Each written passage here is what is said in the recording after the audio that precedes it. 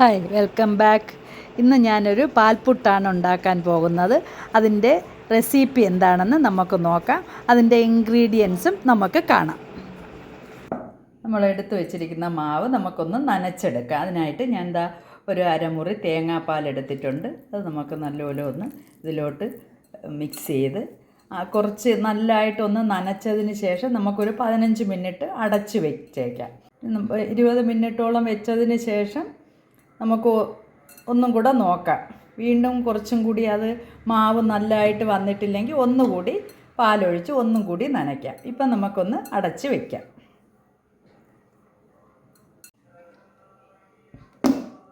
നമ്മൾ മാവ് ഒരു 20 മിനിറ്റ് റെസ്റ്റ് ചെയ്യാൻ വെച്ചിട്ടുണ്ട്.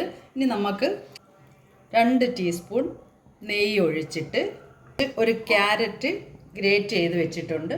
ഇത് നമുക്കിതിലോട്ട് നെയ്യിലോട്ടിട്ട് നന്നായിട്ടൊന്ന് റോസ്റ്റ് ചെയ്തെടുക്കാം.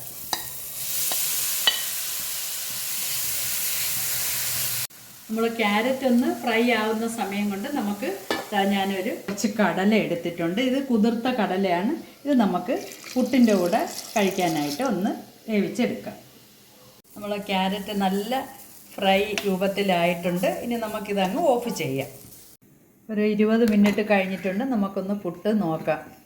അല്പം കൂടെ ഒന്ന് ശരിയാവാനുണ്ട്. അപ്പം നമുക്ക് കുറച്ചും കൂടെ തേങ്ങാപ്പാലൊഴിച്ച് ഒന്നും കൂടെ ഒന്ന് നനച്ചെടുക്കാം.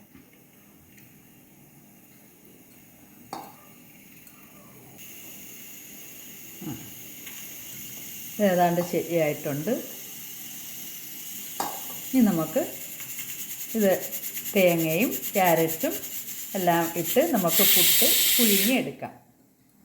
ഇനി നമുക്ക് പുട്ട് എങ്ങനെയാണ് ഉണ്ടാക്കുന്നതെന്ന് നോക്കാം.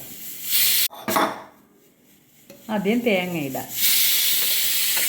ഇനി നമ്മൾ നേരത്തെ ഫ്രൈ ചെയ്ത് വെച്ചിരുന്ന ക്യാരറ്റ് ഇടാം.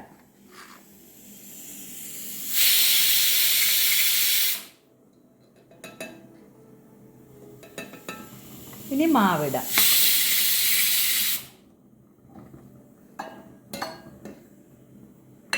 ഇനി അടുത്തത് തേങ്ങ.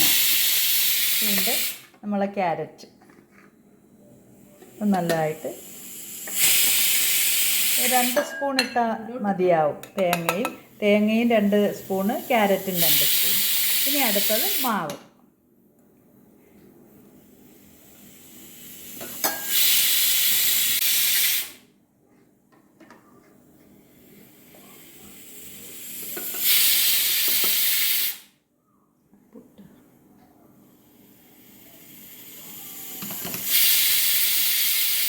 ഇനി മുകളിൽ വീണ്ടും ഇതേ തേങ്ങയും ക്യാരറ്റും ഇട്ട് നമുക്ക് ഫില്ലായതിന് ശേഷം നമുക്ക് പുട്ടൂറ്റി അടുപ്പിലോട്ട് വെച്ച് ആവിയേറ്റി എടുക്കാം.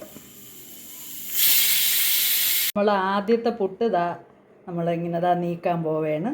ഇനി നമുക്ക് അടുത്തതും കൂടെ എടുക്കാം. നമ്മൾ അടുത്ത പുട്ടും റെഡി ആയിട്ടുണ്ട്. നമ്മൾ അടിപൊളി പുട്ട് റെഡി ആയിട്ടുണ്ട്. അതിനായിട്ട് കടല വെറുതെ നമ്മൾ പുഴുങ്ങി കുതിർത്ത് വെച്ചിരുന്ന് പുഴുങ്ങി കുറച്ച് താളിച്ച് എടുത്ത്, പിന്നെ തൈര് മുളകുണ്ട്, അതും ഇതിൽ കൂടി ഇങ്ങനെ ശരിക്കും മിക്സ് ചെയ്ത് കഴിക്കാം. കടലയും തൈര് മുളകും ഒരു കോമ്പിനേഷനാണ്.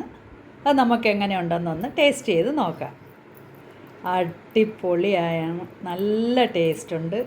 ഇനി നമുക്ക് ഒരു പപ്പടം കൂട്ടി കഴിച്ച് നോക്കാം.